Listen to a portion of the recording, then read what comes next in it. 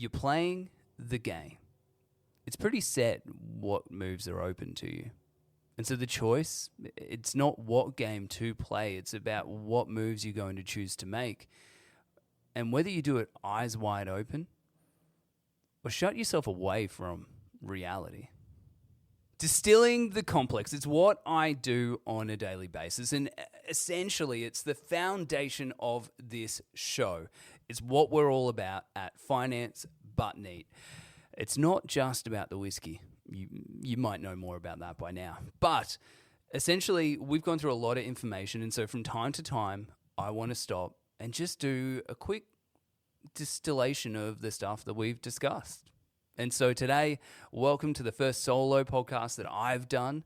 The soft launch didn't count, and it's just going to be you and me. But today, I'm going to clarify a few things we discussed and just make sure we actually get it all out for you. And essentially, we've got Riley and I, Bindi and I, went through a bunch of upgrading your home, and we touched on a lot of different topics, right? We touched on a lot of information about how to actually do it with CGT, negative gearing, all these big things. And so we want to go through and actually understand what those mean and just kind of clarify and distill a few things for you. Let's get into it. So if we can compound some clarity, we will absolutely. And so the first thing that I want to jump into today is really about the goals side of thing. I think this is maybe something that I probably haven't captured well enough in the clips that we've released. And so if this is really interesting to you, I think it should be. You are correct. It should be interesting to you. And if it's not interesting to you, you're wrong. Sorry. Actually, I'm not sorry. Be right. But no, I firmly believe that this is something that not enough people understand the mechanics around. And it probably comes down to a lot of us feeling really frustrated with smart goals, and they've got to be videoable or whatever that is, right? And so what I want to really believe in and think about is actually the time frame of what your goals are. Actually trying to get practical and what it looks like to instill some long-term milestones in your life and your financial matters. And so for me, I got a couple key takeaways from Riley, right? So 1 year, it's just too small. It pushes you into reaction. It's generally already done. Like if I think about myself, Anna and I did a 1 year kind of review at the start of this calendar year. The end of financial year is crazy, and we get a bit of time over Chrissy to dream and think about what the year ahead means.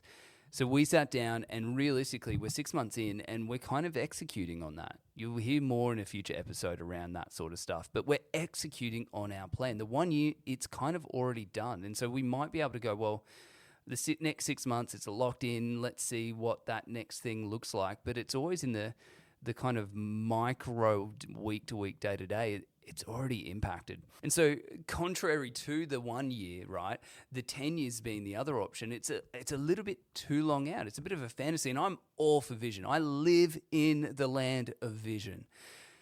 But 10 years you can kind of influence. You can't control the outcome of it as much because you are going to change. If you're not growing over 10 years, good luck. Good luck. 3 years though, that for me was the one that I really took away as being something that you can impact, something that you can change and really, really make a huge difference out of. And so that discussion with Riley was incredible to understand the different levers that you can pull and really the importance of actually not reacting, but thinking through. And I don't think, and I've been guilty of this for many, many years, it's only been in the last 2 to 3 years that I've really taken this seriously. I don't think enough of us actually think about the long-term outcomes of what we're doing, discussing, and working on.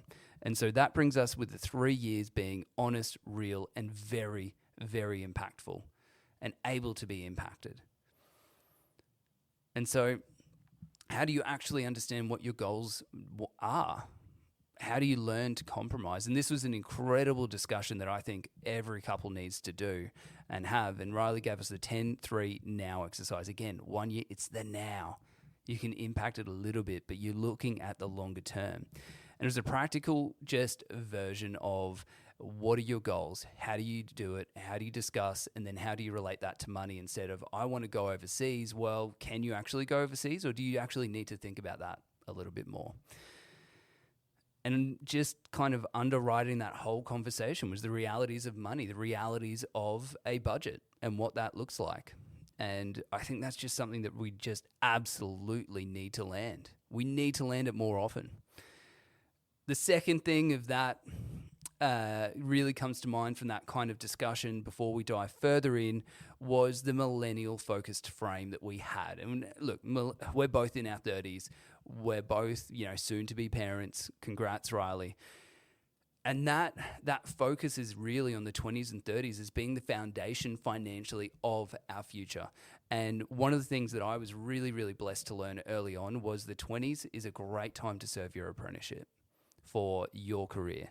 And careers can change, worlds can change. I never thought that 10 years ago I'd be doing this. But it's become an integral part of making sure your business is out there. When we're kind of B2C, the business decline, you need to be able to communicate well. And so 10 years on, I'm here doing a podcast in my own office, self-employed when I didn't think I'd even be in mortgage broking 10 years on, realistically. Things are going to change, but I dutifully served my apprenticeship. I looked at what was in front of me career-wise, and I took that step. I kept knocking on the door. When things didn't work, I tried to keep moving forward. I tried to keep earning more money. I tried to keep building on the foundation. And now at 35, I am deliriously happy with how my career is working. And so I think if we look at the foundation of our lives, being the 20s and 30s, and understand the compounding nature of money over 30 years, we can absolutely start to understand the ramifications of those decisions that we're making. And one of the things that I really, really loved that Riley made is you can reduce your expenses where you can. And I'll talk about the needs and wants that you want to have to spend money on all day, every day. But realistically, the compounding mindset of your earning capacity is so much more important. And Riley nailed it on the head. You have an opportunity to sometimes increase your income. You can't really just cut your expenses significantly all the time. We've all got this baseline of expenses. In mortgage broking, it's called the household expenditure measure, HEM, and it's an average of the household expenses around the country. It's so measured and it's pretty steady, consistent, and it doesn't actually allow for a huge amount of fat or meat above, $1,000 recreation. And if you've got $1,000 recreation, I guarantee you've mistaken an expense somewhere. And so when you've got that understanding of how your expenses work, then suddenly you're in a framing position of going, well, when I get these big jumps in income, it actually gives me more buffer to invest and create wealth. And those big jumps in income, if you're avoiding the slow creep, are going to put you in an incredible position over how many ever years you want to work. And the more you understand that, the less you get to work. Congrats. And so if we're looking at where we're at in terms of our goals, we're understanding the impact of our decisions in the now, which I think gives you more focus on where your goals are and making decisions over a 3 and 10 year period. The next thing is actually to go, well, how can we actually start to get towards that goal? We know the location of where we want to go, but what now? And I think that's the importance of the 2 pillars that we've got here at Funded. For me, it's really the current location. I'm going to keep talking about this time and time again. The current location of where you're going. No, that's a terrible way to start. A mortgage broker is the current location, not just any mortgage broker. Come on, guys. But a good mortgage broker will be able to sit down and go, okay, let's develop a plan. You earn X amount of dollars now. You might have a couple of kids. You've got this mortgage here. We'll paint the picture, get your borrowing capacity. All right, that's a 10-minute discussion, 20-minute discussion if you really don't have pay slips or any information or income ready to go.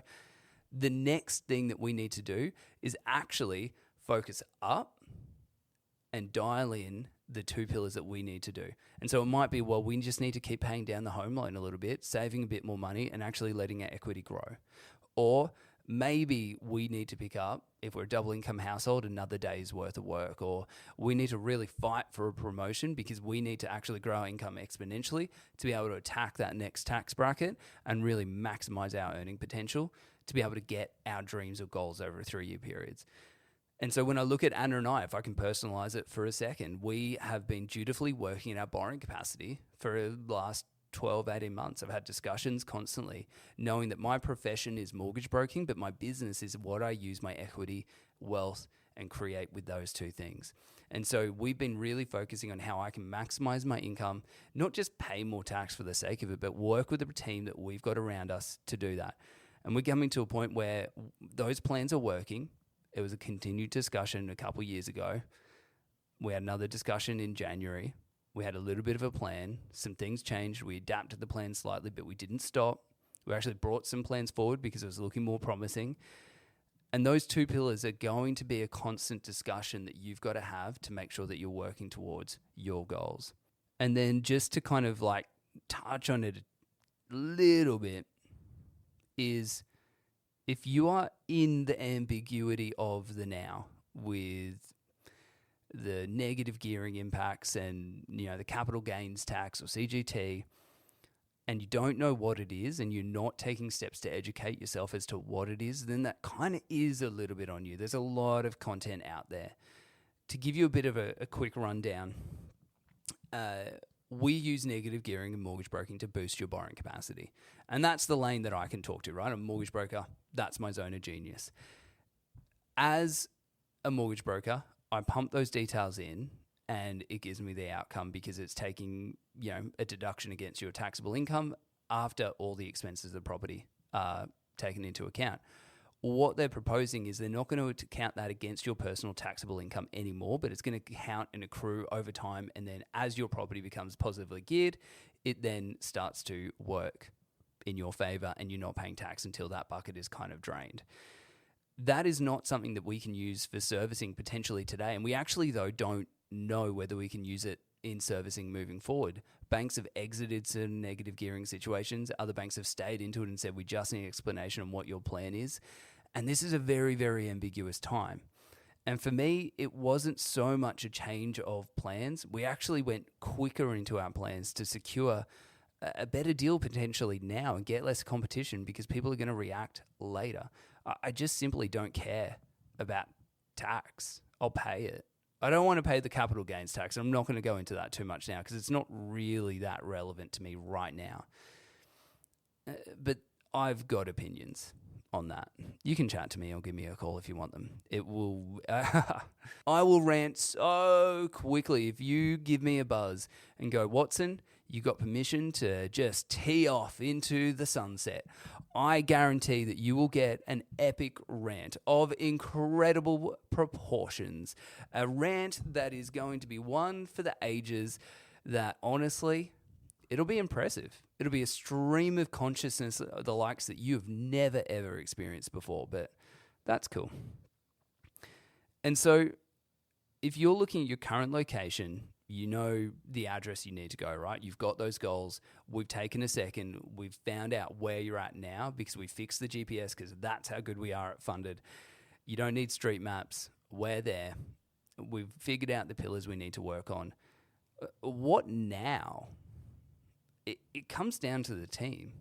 And I think a lot of people, a lot of brokers, a lot of bankers, they don't understand that to speak to someone like myself, take that first step to reach out, it's actually a huge amount of momentum. Like there's a lot of energy, a lot of thinking, and a lot of drive to get to that point. And so what I would say is if you're dealing with a broker or an expert or a team that is not helping you propel along that point, if you and your wife or family have taken so much energy to get there and suddenly you've got an expert that is not allowing, introducing or creating opportunities for you to engage into your future, that is the wrong expert, and they might end up being very good at one transaction, but they're not going to help two, and they're not going to help you create your future that you've planned out. And so I think right now, with all the ambiguity in the world, with everything with the budget especially, generalist advice isn't going to work. And that's the current location. We're very generalist advice. We're masters of borrowing capacity. That's what we're good at. We need the team. And so I would recommend you get the best specialists you can to execute this. So know your now, plot small steps for... So know your now, and plot small steps forward and look out for people who aren't willing to honor your momentum. And so we hide behind the fourth wall no longer, ladies and gentlemen. I've got an admission. This is actually the second time I've tried to do Distilled. I wish this wasn't water. I've got to drive after this. Because I actually had to redo this entire next section. I've had to split it into different acts, different discussions, and this one's a lengthy one. So please, please, please, please stay with me. What I want to do is I want to go through three things. The first one, so we want to do Distilled with sell versus keep mechanics that haven't changed. And then I want to discuss the budget overlay and the decisions, that are a little bit uncertain. And then just kind of clarify a few things around how that all goes. Let's see if this actually works. And so, first point I want to make is to just strip away a little bit of the noise, right? So, Riley, he made some points, and I've got notes here, ladies and gentlemen. I'm going to read them because this is a lot. So, Riley made some point. I want to kind of go through some things that are unchanged from episode 3. So the first one, main residence CGT exemption. It isn't changed. If you live in a home, you get the CGT exemption. There's a bunch of other stuff that goes with that, but it remains the single most powerful move in building a residential portfolio. The 6-month crossover rule, we discussed that ad nauseum. Again, it's untouched. And that is a great word. I love the word ad nauseum. ADNAUSEM for those playing at home and don't know. The 6-year rule is, again, untouched. Move out, rent it, sell within 6 years, still CGT free if no other main residence is taken, I believe. Again, this is why, I think the crazy thing is, I've met some people, some brokers in some crazy career histories, and I have not met many that are actually qualified to give this advice, but we're very good at knowing a lot of things about a lot of different stuff. If you need the specialist information, get the specialist information and don't rely on the wrong expert. The structural logic of the upgrade trap. So, it's untouched. Sell the first home, extinguish non-deductible debt, free up borrowing capacity for a deliberately chosen investment. That logic is still kind of working, but a lot of the discussion we put down was actually about the negative gearing boosting that next purchase with non-deductible tax debt. The reality is that if you buy a first home, that debt then becomes tax deductible, and you've got to ask the question with the right expert about what you should be paying down, selling, and removing to take that next step. And so it's not completely untouched. I tell a fib. It's more just shifted slightly, and it's way more nuanced. The reality is, though, that it actually comes down to the quality of the asset. And so it's not so much that this advice has changed. It's that this advice is actually more important to have a better asset with everything being given. With the CGT changes and all that kind of stuff, having the right asset for you is such a big, big, big thing to tackle. And then especially in a mediocre kind of rental, kind of market where we're seeing rents at the moment at 3.6%. A client today told me that they're getting 3.39%, on their rental yield. That's just come on, that's nothing. And all it is she made a mistake. One mistake by trusting a property manager who lives an hour plus away from the investment property, so doesn't want to visit to be able to run open homes and rent it out to someone else. And so they're kind of invested in making sure that this whole thing is actually benefiting them, not necessarily the client. You've got to understand that with a lot of states' laws at the moment, you've got one chance to negotiate your rent a year. One chance to negotiate. And if you're not taking that chance to increase rents, you suddenly got a very poor investment. I don't think the regulators understand that side of things, that this is not a very wealthy person. This is a single lady with one investment property. Her first home was an investment property because that's what she could afford, and she had a great place. She loves living with her family, and so that's where she's at. I don't think she should be penalized for that, for just having a go and making her money actually just work instead of putting it under a mattress. And so the 60 grand not a year in non-deductible interest still kind of stays there a little bit or not.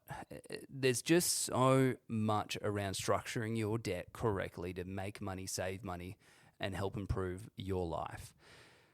We kind of discussed a few things around, well, interest, savings, everything, how you keep saving and have 60 grand a year in non-deductible interest by collapsing, not upgrading but paying it down.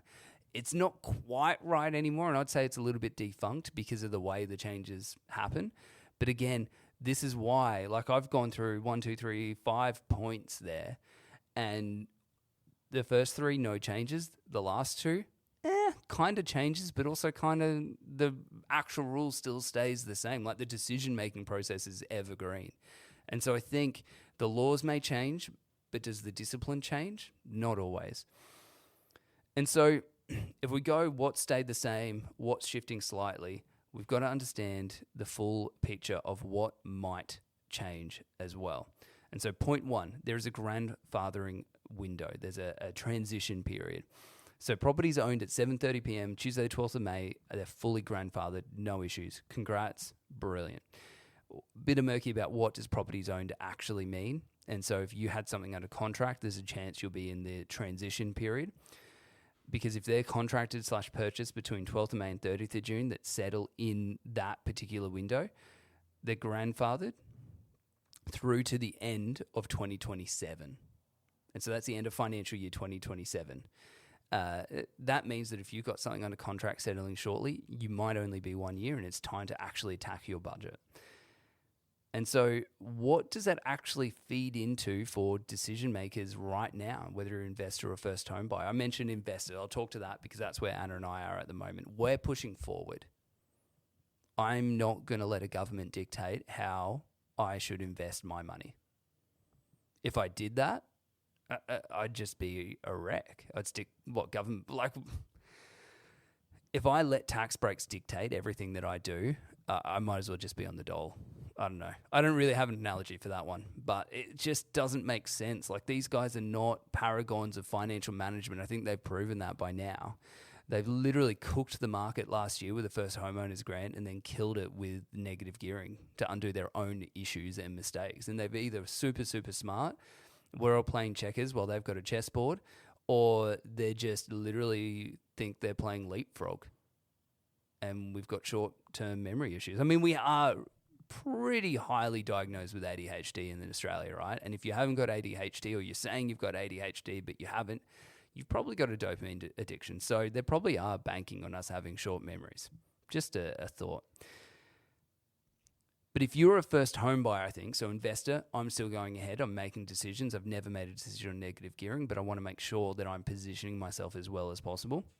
And so the decision for first home buyers, I would say, is very, very interesting to see if there's going to be opportunities in the market, because in Queensland, we've, especially around the 1 million mark, in Brisbane and metropolitan areas, we've seen this incredible growth and this incredible opportunity to transact on certain properties where they are readily available. We've seen this incredible growth in the property market last year, and so there are a lot of first home buyers in the market. What we're seeing right now is everything's kind of like that 1,050,000, just out of reach of the first homeowners guarantee.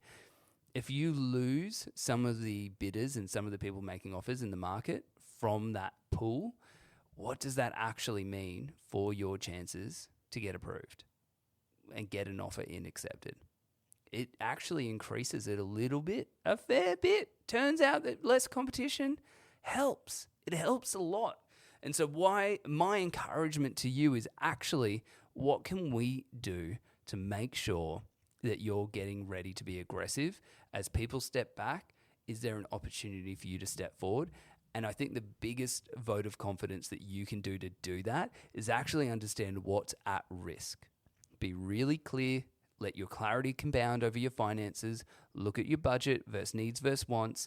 And don't go, I have to give up so much to make this happen. No, go, oh, awesome, I can actually sacrifice this to benefit myself in 5-10 years' time. Imagine if I bought this house now and in 10 years' time, my rent that I was paying is increased year on year on year with inflation, but my mortgage payments have actually stayed the same because I bought this property at a snapshot in time. That's what I am at the moment. And so I think these long-term 3-10-year goals make a huge difference when you're looking at it properly, analytically, and correctly. I had someone early in the week said, oh man, rent's always going to be cheaper than home loan repayments. And it just was just so factually incorrect. And so I'd encourage you to get really real. The catch to this whole situation is if you're upgrading a home, one of the things we talked about with Riley was if you sell your existing property or use bridging loan, you go and buy a new property, you are doing the more efficient thing when it comes to negative gearing because you won't have much negative gearing on the old property, but you can pay down the debt on the new owner-occupied property, take all the CGT-free exemptions, and then buy other negatively geared properties in the future that are all tax deductible and repurpose the debt appropriately. That's changed. That's not around anymore. Potentially. Again, it's all potential. We don't actually know until it gets legislated, but this is now a really thought out process. What I would say is, again, we're going to come back to the 3-year rule. Do you see you and your family in your dream home in 3 years? And if it's a yes, let's take care of the CGT free event and actually maximize our opportunity to buy the best possible investment property for you in the future.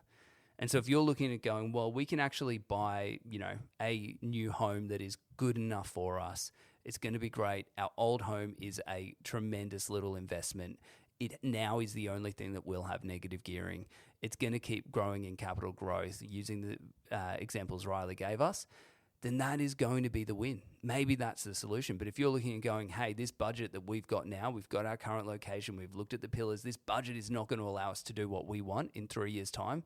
Maybe it's a sell, reduce the debt down to the minimum, and then get ready to repurpose the equity properly or do that however you like to go and purchase another investment property. That to me seems like the safe win. You're going to actually maximize your borrowing capacity on each point. And then one of the things that Riley and I discussed was how can you manage your money efficiently? The reality is you don't just want a giant, just because negative gearing is out the window, it doesn't mean that you just want a giant big debt. You still want to silo those expenses, those investments, and be able to manage those expenses successfully.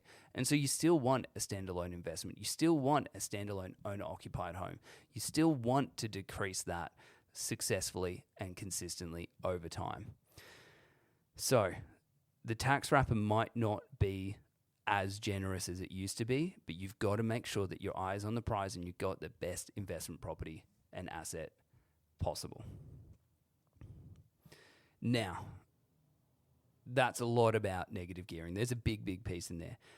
We've got a little bit about CGT, but I don't really want to kind of go into that too much because full disclosure, if you tell me that you understand CGT, I want to see your accounting degree because I don't. It drives me nuts. It's infuriating. But the proposal is a 50% CGT discount replaced with an indexation plus a flat 30% rate from 1 July 2027. So we've got a bit of lead time into that. What that means in practice is long-held growth assets get slightly more tax on exit, but the indexation piece partially offsets it depending on inflation, sure. Riley's read in the budget episode was the math still kind of works, but the strategy shifts. And so where this hits in the sell versus keep call, and I'm reading this because, oh my goodness, if you're considering keeping your first home as a rental, the future after-tax sale proceeds are going to be less generous than under the current rules because you're not just getting that straight, flat 50% discount. It strengthens the case for selling now and crystallizing tax-free gain on the main residence exemption. So one of the things I like to say to people when we're looking at borrowing capacity and equity solutions and then meshing the policies together, that's exactly what you've got to do now. And again, you need the right team to be able to make those decisions. You need to invest money into getting the right advice because these are big decisions. We're talking about millions of dollars at stake at times. If you look at a 30-year loan and the interest amortization of that and the graph of paying that down, we're literally talking about millions of dollars on a, $800,000 loan. You're talking about another $800,000 interest over 30 years. I don't know about you, but I am not wealthy enough to abandon my $40,000 car. I think the Mustang's worth $40,000 now. I don't know, but I'm not wealthy enough to do that, let alone to just YOLO a $1 to $2 million purchase with $1 million worth of interest. I don't know anyone rich enough for that, to be frank, and I know some pretty wealthy people. So take your finances seriously. Give yourself the due respect to take them seriously and weigh these decisions up appropriately. Don't retreat into your shell. Just actually make a decision with wisdom, clarity, and certainty, and the right experts speaking into your life. And lastly, the decision under certainty. So I think this came out loud and clear personally, but if it didn't, I would not recommend optimizing for a policy that may or may not pass. The legislation hasn't gone through government yet. I don't know if the bill's drafted by now, at the time you're seeing this. I don't know. But the budget isn't how we create wealth. The game's shifted slightly. We've gone from chess to 3D chess. If you're an accountant, shout out Laura. She's got a lot of work ahead of herself figuring all this out. Thanks, Laura. And so what the budget doesn't change is a couple of key questions. One that Riley made a very, very big point about. Is your first home actually an investment grade asset? The budget, does it change that? We need to answer that for ourselves. If I was looking to upgrade tomorrow, I'm probably going to sell my home. It's not growing in value. I don't want to keep an asset that's not growing in value, regardless of how much debt I've paid down or how low the LVR is, or whether if I rent it out, it's going to, pay a good rate return. The reality is I need that to grow in value. I don't care about the rental yield on it. And so what does this all mean practically?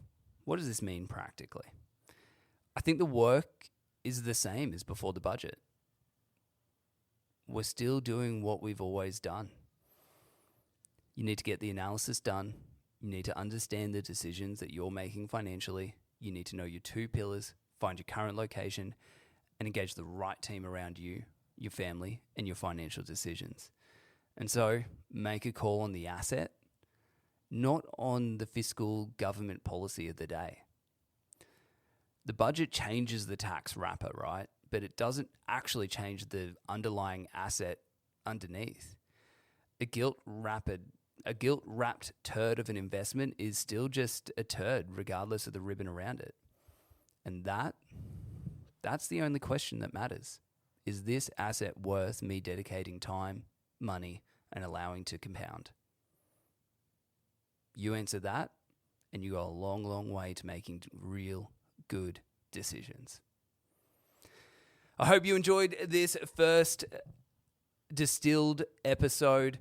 It probably went for a little bit long, about half hour. I want to try and get these under 20, but it depends on how much information we get through. I hope you're enjoying the podcast. If you have any barbecue chats that you want Bindi and I to talk about, or any weird, wonderful, random questions you heard at a barbie, let us know. We'd love to hear them. Check out the new podcast in 2 weeks coming out. You are going to love it. It's about accessing equity. Then we kickstart into a cool series about how to build a property portfolio with Colin Lee, who was on the budget reaction. And then Bindi and I landed with a little bit about why I'm still progressing with my investments. We've got so much planned for the rest of this year in podcasts, a bunch of great guests booked in. We're then going through a whole leverage, self-employed arc. It's going to be great before we land into commercial property land. So, I hope you enjoyed this. Remember, the only question that matters is the underlying asset a good one.